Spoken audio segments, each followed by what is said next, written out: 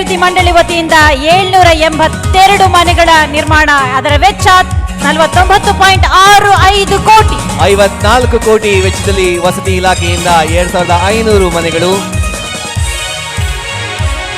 ಉದ್ಘಾಟನೆ ಕಾಮಗಾರಿಗಳ ಒಟ್ಟು ಮೊತ್ತ 465 ಕೋಟಿ. ರಾಜ್ಯ ಕಾಂಗ್ರೆಸ್ ಸರ್ಕಾರದ 2 ವರ್ಷದ ಸಾಧನಾ ಸಮಾವೇಶ ಹಾಗೂ ವಿವಿಧ ಕಾಮಗಾರಿಗಳ ಉದ್ಘಾಟನೆ, ಶಂಕುಸ್ಥಾಪನೆ ಸೇರಿದಂತೆ ಫಲಾನುಭವಿಗಳಿಗೆ ಸವಲತ್ತು ವಿತರಣಾ ಕಾರ್ಯಕ್ರಮವನ್ನು ಮುಖ್ಯಮಂತ್ರಿ ಸಿದ್ದರಾಮಯ್ಯ ಉದ್ಘಾಟಿಸಿದರು. ನಂತರ ಮಾತನಾಡಿದ ಅವರು, 1000 ಕೋಟಿ ವೆಚ್ಚದ ಕಾಮಗಾರಿಗಳಿಗೆ ಒಂದೇ ದಿನ ಚಾಲನೆ ನೀಡಲಾಗುತ್ತಿದೆ. ಅಭಿವೃದ್ಧಿಗೆ ಹಣ ಇಲ್ಲ ಎನ್ನುವ ಬಿಜೆಪಿ ಪರಿವಾರದ ಸುಳ್ಳುಗಳಿಗೆ ಅಭಿವೃದ್ಧಿ ಮೂಲಕವೇ ಉತ್ತರ ನೀಡಿದ್ದೇವೆ. ಇಲ್ಲಿಯವರೆಗೆ ಗ್ಯಾರಂಟಿಗಳ ಮೂಲಕ 80,000 ಕೋಟಿ ರೂಪಾಯಿಯನ್ನ ಜನರ ಜೇಬಿಗೆ ಹಾಕಿದ್ದೇವೆ. ಕಾಂಗ್ರೆಸ್ ಸರ್ಕಾರದಲ್ಲಿ ಜನರ ಅಭಿವೃದ್ಧಿ ಮಾಡುತ್ತಿರುವುದು ಬಿಜೆಪಿ ಅವರಿಗೆ ಸಹಿಸಿಕೊಳ್ಳಲು ಆಗುತ್ತಿಲ್ಲ ಎಂದರು. ದೇಶದ ಸಾರ್ವಭೌಮತೆಗೆ ಧಕ್ಕೆ ಬಂದಾಗ ಪಾಕಿಸ್ತಾನವೇ ಆಗಲಿ ಯಾವುದೇ ದೇಶದ ವಿರುದ್ಧವಾದರೂ ಭಾರತ ಯುದ್ಧ ಮಾಡಲು ಸಿದ್ಧವಾಗಿದೆ. ಇದನ್ನ ಪ್ರತಿ ಸಂದರ್ಭದಲ್ಲೂ ಭಾರತ ಸಾಬೀತು ಮಾಡಿದೆ. ಭಾರತವನ್ನ ಕೆಣಕಿದರೆ ಅದು ಪಾಕಿಸ್ತಾನವೇ ಆಗಲಿ ಯಾವುದೇ ದೇಶವಾಗಲಿ ನಾವು ಸಹಿಸಲ್ಲ. ಪ್ರತಿಯೊಬ್ಬ ಭಾರತೀಯರಿಗೆ ಸೂಕ್ತ ರಕ್ಷಣೆ ಕೊಡುವುದು ನಮ್ಮ ಈ ಕ್ಷಣದ ಆದ್ಯತೆಯಾಗಿದೆ. ಇದರಲ್ಲಿ ರಾಜಿ ಮಾಡಿಕೊಳ್ಳುವ ಪ್ರಶ್ನೆಯೇ ಇಲ್ಲ. ಪಹಲ್ಗಾಮ್ನಲ್ಲಿ ನಡೆದ ಭಯೋತ್ಪಾದಕರ ಉಗ್ರ ದಾಳಿಗೆ ನೇರ ಹೊಣೆ ಕೇಂದ್ರ ಸರ್ಕಾರವೇ ಆಗಿರುತ್ತದೆ ಎಂದರು. ಮೇ 20ನೇ ತಾರೀಕು 2023 ಆಗ ಅಧಿಕಾರಕ್ಕೆ ಬಂದಾಗ ಮೊದಲನೇ ಕ್ಯಾಬಿನೆಟ್ ಮೀಟಿಂಗ್ನಲ್ಲೇ ನಾವು 5 ಗ್ಯಾರಂಟಿ ಯೋಜನೆಗಳನ್ನು ಜಾರಿ ಕೊಡ್ತೇವೆ ಅಂತೇಳಿ ತೀರ್ಮಾನವನ್ನು ಮಾಡಿ ಅವತ್ತಿನಿಂದ ಜಾರಿ ಕೊಡ್ತಕ್ಕಂಥ ಪ್ರಯತ್ನವನ್ನು ಮಾಡಿದವು. ಈ ಗ್ಯಾರಂಟಿ ಯೋಜನೆಗಳಿಗೆ ಮೊದಲನೇ ವರ್ಷನೇ ನಾವು ಚಾಲನೆ ಕೊಡ್ತಕ್ಕಂಥ ಕೆಲಸವನ್ನು ಮಾಡಿದೆವು. ಸುಮಾರು ಈ 5 ಯೋಜನೆಗಳಿಗೆ ಇಲ್ಲಿ ಈ 2 ವರ್ಷದಲ್ಲಿ 80,000 ಕೋಟಿ ರೂಪಾಯಿಗಳನ್ನು ಖರ್ಚು ಮಾಡಿದ್ದೀವಿ. 80,000 ಕೋಟಿ ರೂಪಾಯಿಗಳನ್ನು ಖರ್ಚು ಮಾಡಿದ್ದೀವಿ. ರೇವಣ್ಣ ಮಾಜಿ ಸಚಿವರು ಅದರ ಅನುಷ್ಠಾನ ಸಮಿತಿಯ ಅಧ್ಯಕ್ಷರಾಗಿದ್ದಾರೆ. ಈ ವರ್ಷನೂ ಕೂಡ ಸುಮಾರು 50,000ಕ್ಕೂ ಹೆಚ್ಚು ಕೋಟಿ ರೂಪಾಯಿಗಳನ್ನು ಬಜೆಟ್ನಲ್ಲಿ ಇಟ್ಟಿದ್ದೇವೆ. ನಮ್ಮ ಮೇಲೆ ಟೀಕೆ ಮಾಡ್ತಾರೆ ಭಾರತೀಯ ಜನತಾ ಪಕ್ಷದವರು. ಏನಂತ ಟೀಕೆ ಮಾಡ್ತಾರೆ?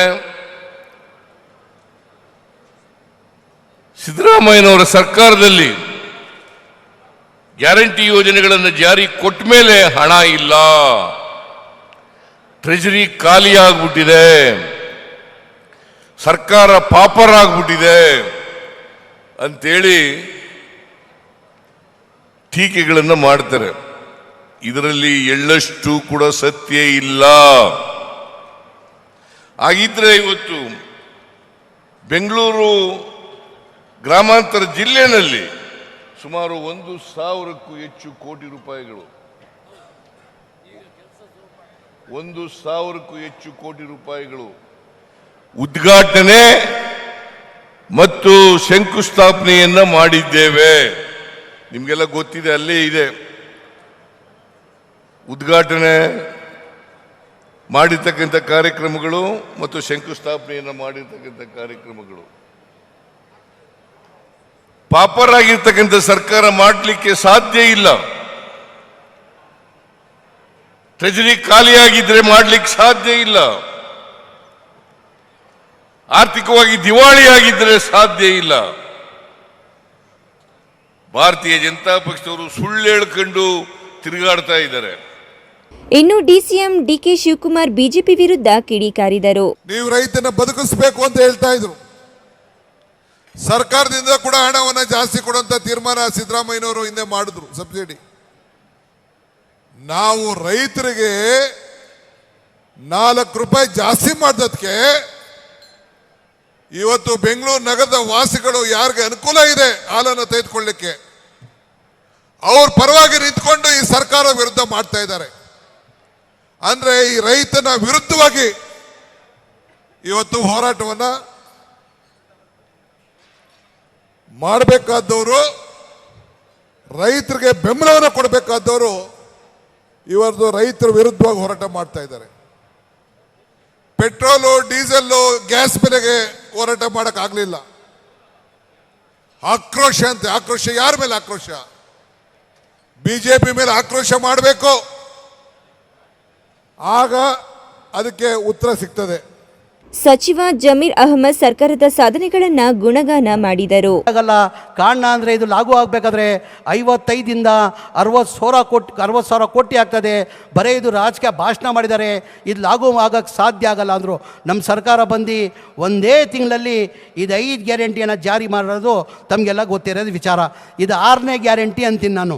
ಇದು ಘೋಷಣೆ ಮಾಡಿಲ್ಲ. ಚುನಾವಣೆ ಟೈಮಲ್ಲಿ ನಾವು ಘೋಷಣೆ ಮಾಡಿಲ್ಲ. ಹಿಂದಿನ ಸರ್ಕಾರದಲ್ಲಿ ಸಿದ್ದರಾಮಯ್ಯ ಸಾಬ್ ಮುಖ್ಯಮಂತ್ರಿ ಇರುವಾಗ 15, 16, 17, 18 ಸ್ಲಮ್ ಬೋರ್ಡ್ಗೆ 1,80,253 ಮನೆಗಳು ಸ್ಯಾಂಕ್ಷನ್ ಮಾಡಿದರು.